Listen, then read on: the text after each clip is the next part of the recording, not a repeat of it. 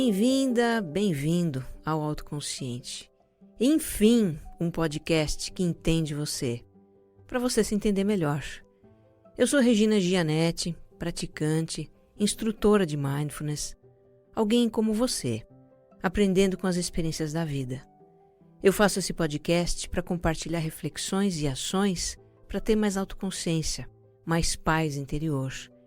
E eu sinceramente espero que ao terminar um episódio, você se sinta melhor do que quando começou.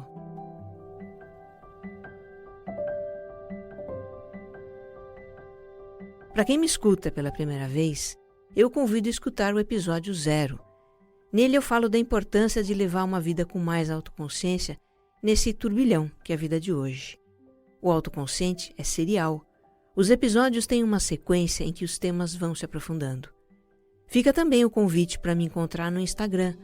Lá eu interajo com os ouvintes, posto referências e conteúdos que eu cito nos episódios para você ir ainda mais fundo.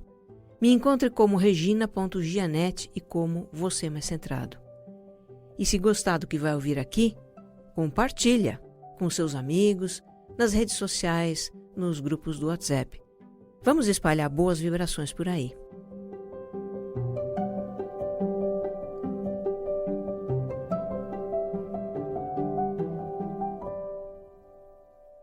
Episódio 44. Sendo a paz que desejamos para o mundo.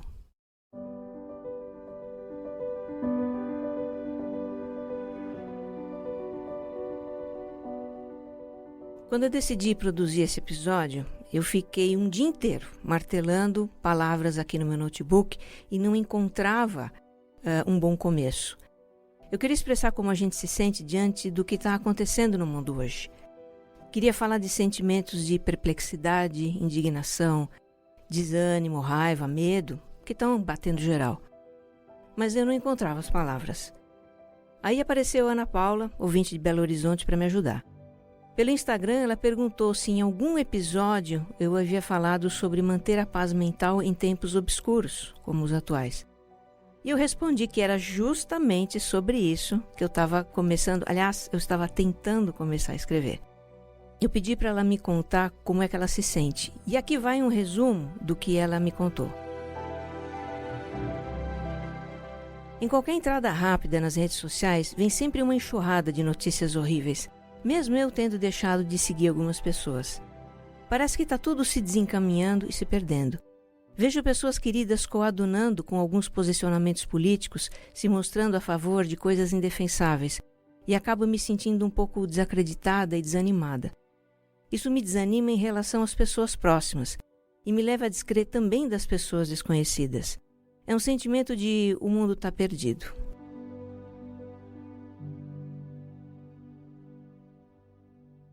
Agradeço, Ana Paula, você descreveu o pano de fundo desse episódio.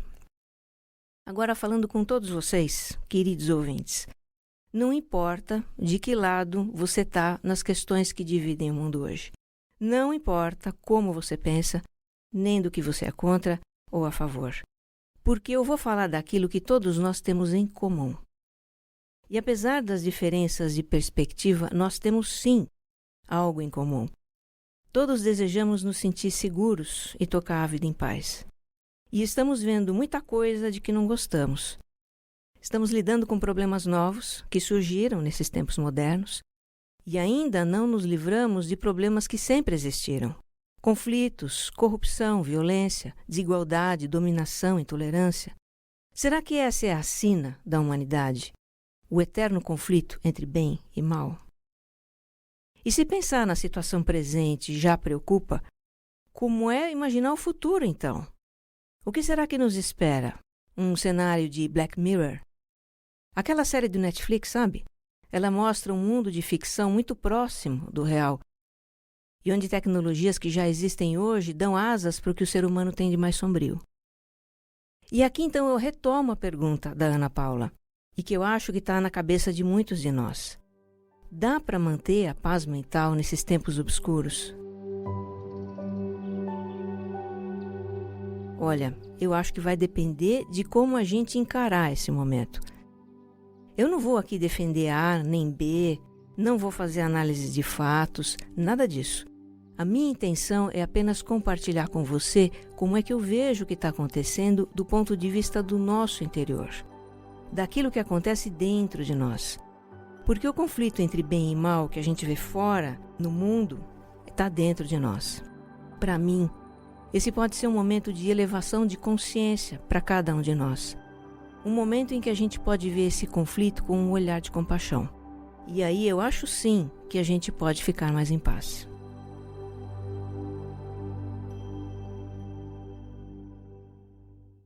Eu vou te contar um pouco sobre o conflito entre bem e mal dentro de mim. Eu nasci numa família de religião espírita. Eu cresci vendo reuniões do Evangelho no lar na casa dos meus avós paternos. Eu era pequena, mas tenho lembranças nítidas desse tempo.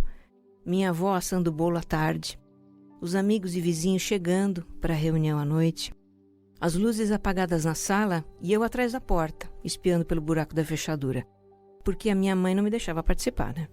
Claro que eu não ia parar quieta no meio daqueles adultos em silêncio na penumbra, certo? Depois que acabava, todo mundo comia o bolo que a minha avó tinha feito e conversava. Essas noites eram muito especiais para minha família.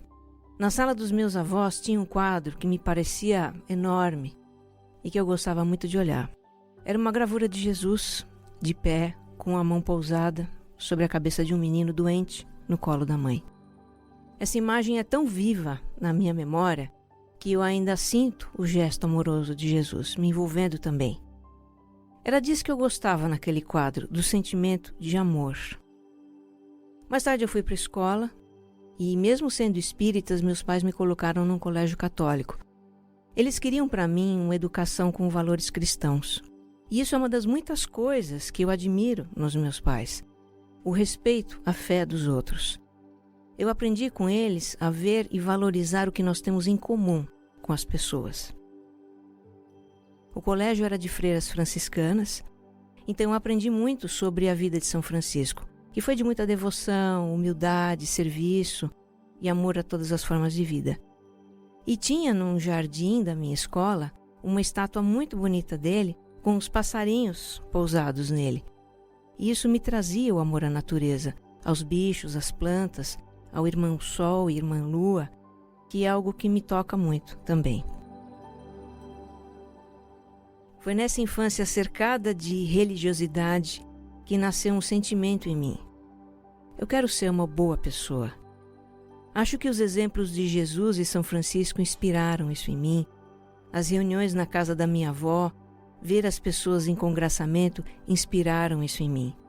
Eu quero ser uma boa pessoa. Mas na verdade eu não me via como uma boa pessoa.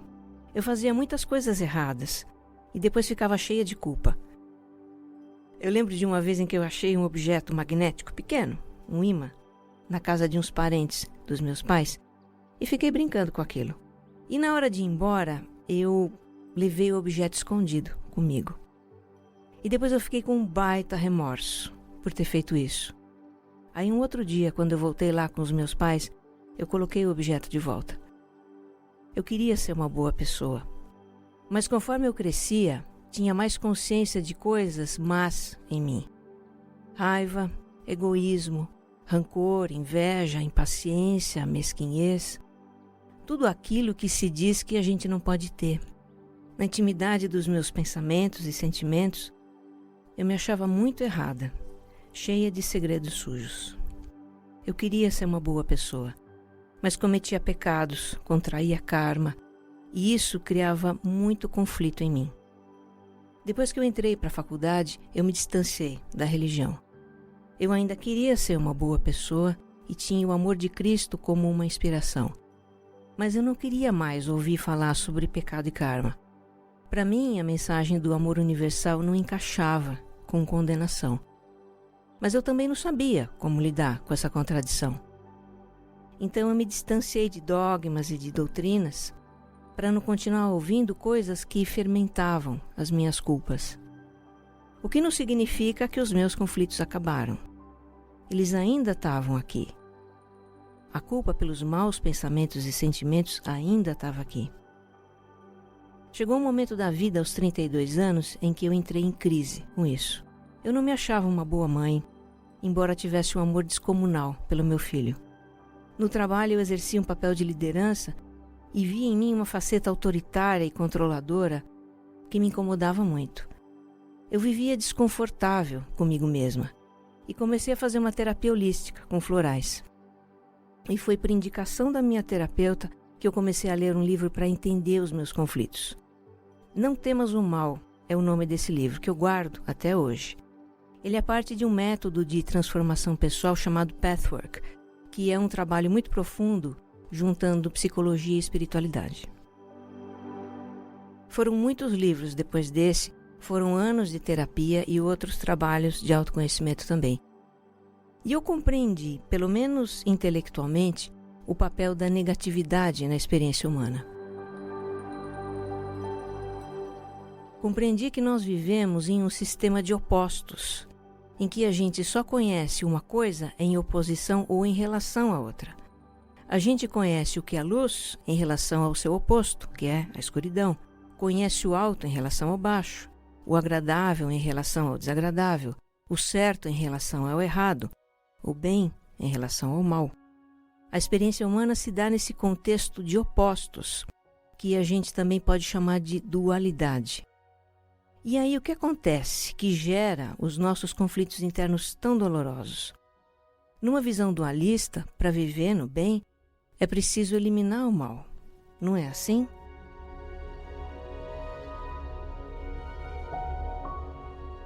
Na dualidade, é isso ou aquilo. Se eu quero ser uma boa pessoa, eu tenho que eliminar o que há de mal em mim. Eu rejeito o mal em todas as suas formas, a negatividade, a ganância, o rancor, o egoísmo e tudo mais. E ai de mim se eu pensar, disser ou fizer algo errado, não é? Porque aí eu me julgo, eu entro em conflito comigo, eu me culpo e me sinto mal comigo mesma. E assim como eu rejeito o mal em mim, eu também não vou tolerar que o outro se comporte mal. Ele não pode ser assim. Eu fico com raiva do outro pelo mal que ele causa. Entro em conflito com ele e ele reage contra mim.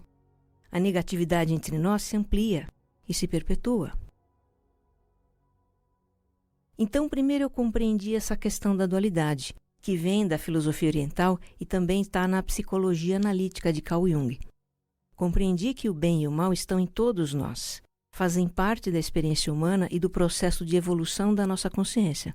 Mas compreender isso ainda não era o suficiente, porque eu continuava me culpando por ter pensamentos, sentimentos e comportamentos negativos. Em outras palavras, eu ainda tinha expectativa de ser perfeita. Aliás, para ser muito sincera, eu ainda tenho. E preciso trabalhar muito isso em mim. O perfeccionismo está muito arraigado em nós. O que faltava era realmente me aceitar como eu sou nesse momento. E essa palavra, autoaceitação, eu só fui conhecer mais recentemente. Hoje, no mundo da psicologia, do desenvolvimento humano, se entende que a paz interior que a gente tanto busca também passa pela aceitação da nossa humanidade imperfeita, com negatividade, fraquezas, limitações, o pacote completo. Quando eu falo em aceitação da nossa humanidade imperfeita, eu não estou sugerindo que a gente se acomode nisso, se conforme com isso. É algo diferente. Aceitação no contexto do mindfulness é o reconhecimento das coisas como elas são. Eu aceito a minha imperfeição, eu deixo ir o julgamento e a culpa por isso, e aí eu mudo o que for possível mudar. Faz sentido para você? Se eu entendo que eu não sou perfeita e que eu estou aprendendo com as minhas experiências, se eu aceito a minha negatividade como parte desse processo de crescimento pessoal, então eu posso me perdoar pelas minhas faltas e aprender com elas. E mais do que isso, eu posso ter mais compreensão do outro também. Ele é imperfeito como eu. Será que o outro também não sofre com o mal que vem nele mesmo? Será que ele coloca a cabeça no travesseiro e dorme tranquilo? Será que em nenhum recanto da sua consciência ele não se culpa também? E gostaria que tudo fosse diferente? Nós não costumamos pensar dessa forma, não é? O que se passa no interior do outro? Quais são os conflitos dele? Aceitar a imperfeição humana em nós e no outro é a base da compaixão, que é o que pode trazer mais paz para o mundo. Mas veja, isso precisa começar por nós, dentro de nós, no relacionamento conosco mesmos, para que a gente possa levar compaixão para os nossos relacionamentos e lidar de uma forma mais pacífica com os conflitos do mundo. É o que eu estou sugerindo com o título desse episódio, que a gente seja a paz que deseja para o mundo.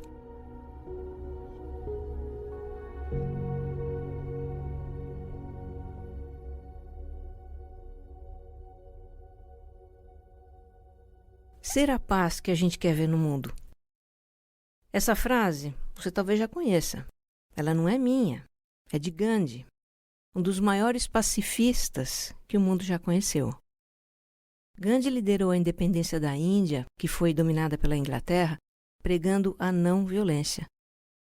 Ele mobilizava multidões para ações que afirmavam a soberania do povo indiano, e eram ações pacíficas. Quando ele dialogava com as autoridades inglesas, e isso aconteceu muitas vezes, ele era de uma serenidade, de um respeito que desconcertava os seus opressores. O Gandhi dizia: eu não quero matá-los por fraquezas que todos nós temos. Eu só quero que eles mudem de ideia. Um pouquinho mais do pensamento de Gandhi, então, para nos inspirar. Nossa grande habilidade como seres humanos não é mudar o mundo, mas mudar a nós mesmos. Você deve ser o espelho da mudança que está propondo. Se eu quero mudar o mundo, devo começar por mim. Veja o bem nas pessoas e ajude-as. A compaixão é um músculo que se fortalece com o uso. O amor é a força mais poderosa do universo e ainda assim a mais humilde que se pode imaginar. A lei de ouro do comportamento é a tolerância mútua, já que nunca pensaremos todos da mesma maneira, já que nunca veremos senão uma parte da verdade sob ângulos diversos. O caminho da verdade e do amor é um só. Nossa habilidade de alcançar unidade e diversidade será a beleza e o desafio da nossa civilização.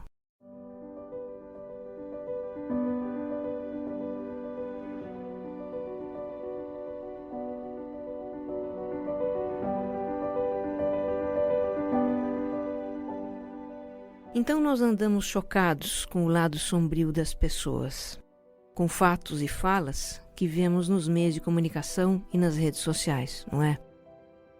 Mas vamos abrir um pouco mais o nosso campo de visão? O ser humano tem uma tendência a dar mais atenção ao que considera negativo. A neurociência chama isso de viés de negatividade, e é uma característica do nosso cérebro. Não é à toa que o escândalo predomine no noticiário. Se a gente abrir um pouco mais o campo de visão, vai ver muitas histórias em que aparece o lado luz, do bem das pessoas. Olha, eu vou ler os títulos de algumas dessas histórias que eu encontrei num site da internet, o Razões para Acreditar. Barbeiro troca corte de cabelo por agasalhos para moradores de rua. Etíopes plantam 350 milhões de mudas de árvores em apenas 12 horas. Indiano poupa por 10 anos para comprar uma ambulância para animais abandonados. Alunos arrecadam lã e fazem toucas para pacientes com câncer. Mães organizam festa para menino autista rejeitado em aniversário. Modelo brasileira com síndrome de Down é capa em revista na Austrália. Empreendedora cria sistema de entregas com mulheres e transexuais.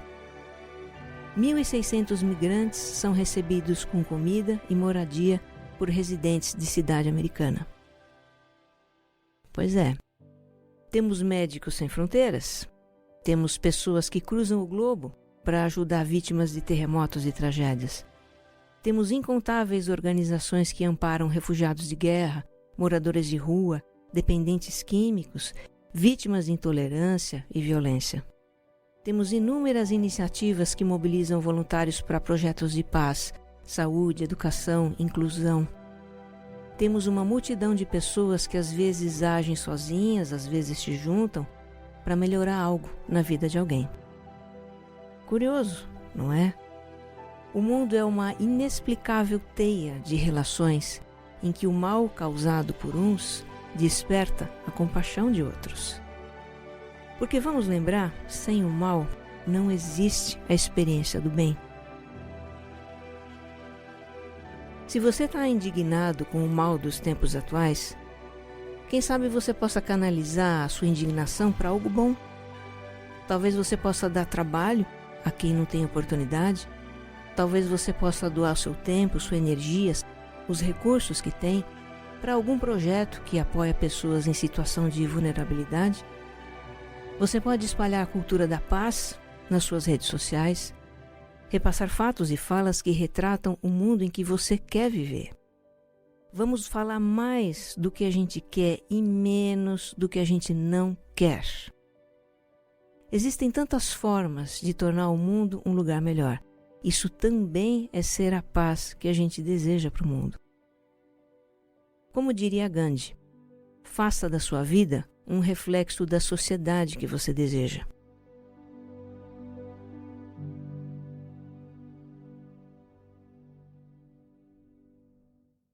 Na filosofia já se discutiu muito se o ser humano é essencialmente bom ou mau. E a visão pessimista é muito forte. O que não surpreende, né? Já que nós temos aquele nosso viés de negatividade. Um filósofo que é sempre lembrado quando se fala da maldade humana é o inglês Thomas Hobbes, que viveu no século XVII. Ele dizia sem dó: o homem nasce mau, é egoísta e precisa ser ensinado a viver em sociedade, senão é um desastre total. Bom, a neurociência também se fez essa pergunta e investigou isso com pesquisa científica. E ela teve evidências muito claras de que o ser humano tem uma inclinação natural para o bem. Quem fez muitas dessas pesquisas foi um neurocientista americano, de quem eu já falei algumas vezes aqui no Autoconsciente, o Richard Davidson. Eu acompanho de perto o trabalho dele porque ele pesquisa sobre mindfulness e compaixão. E as suas descobertas estão trazendo uma compreensão objetiva da natureza humana e da felicidade. O Dr. Davidson fez essas pesquisas com bebês de poucos meses. E por quê? Os bebês são incapazes de fazer julgamentos. Eles não têm ainda uma mente desenvolvida para isso. Então eles expressam muito fielmente qual é a natureza humana, quais são as nossas inclinações. Então eles foram expostos a cenas que tinham um contexto de bondade e cenas que tinham um contexto de hostilidade. E essas cenas eram simultâneas. Os bebês presenciavam as duas ao mesmo tempo. E aí, com tecnologia de rastreamento de movimento ocular, os neurocientistas podiam saber com certeza para onde o bebê dirigia a sua atenção. E a atenção dos bebês sempre permanecia com as cenas de bondade. Hoje as ciências de comportamento também sabem que o desejo de conexão com outros seres humanos é um traço inato nosso. Tem a ver com o nosso instinto de sobrevivência, inclusive. O cérebro é projetado para buscar essa conexão por meio da empatia, do cuidado, da bondade. A neurociência não tem dúvida. O homem é essencialmente bom e inclinado ao bem. Aí você se pergunta, mas se a gente nasce com a inclinação para o bem, como é que surge o mal em nós? Como a gente se torna capaz de ser tão cruel às vezes? Bom, essa é uma longa história e vai ser assunto de outro episódio.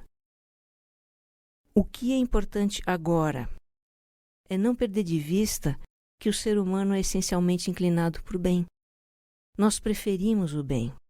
Preferimos viver em harmonia, em paz, confiar, compartilhar, proteger, cuidar. A nossa natureza é amar. É doloroso testemunhar seres humanos ferindo uns aos outros, ferindo o planeta. É doloroso participar disso também. Mas é assim que as coisas funcionam por aqui, desde o início dos tempos. A consciência humana avança no refluxo das tragédias, das batalhas e dos holocaustos. Assim tem sido, nesse nosso mundo de dualidade. Nessa jornada, não estamos todos na mesma página. Cada ser humano está vivendo o seu próprio processo, no seu tempo, e influenciando os processos dos outros. Eu penso que em tempos difíceis, na verdade em qualquer tempo, não podemos ficar esperando que a paz venha de fora. O que eu tenho procurado fazer é criar a paz dentro de mim, a partir do relacionamento comigo mesma. E tenho procurado levar essa paz para os meus relacionamentos, entendendo que ninguém é perfeito. Quando eu vejo algo que me choca, eu desejo luz para aquela situação ou para aquela pessoa.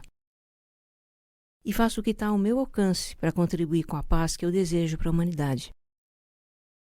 Eu vejo os conflitos de hoje levando à consciência de que, para estarmos realmente bem, é preciso que todos estejam bem.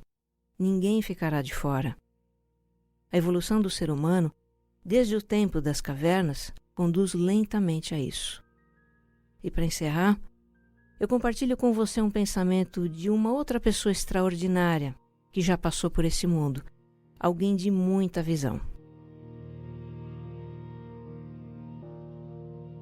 O ser humano é parte de um todo a que chamamos universo, uma parte limitada no tempo e no espaço. Ele experimenta a si mesmo, seus pensamentos e sentimentos como algo separado do resto. Isso é uma ilusão de ótica da consciência.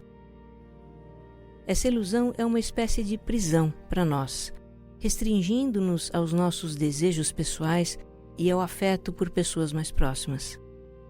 Nossa tarefa deve ser a de nos livrar dessa prisão, ampliando o nosso círculo de compaixão para abraçar todas as criaturas e toda a natureza em sua beleza. Albert Einstein. Que você esteja em paz. Um abraço.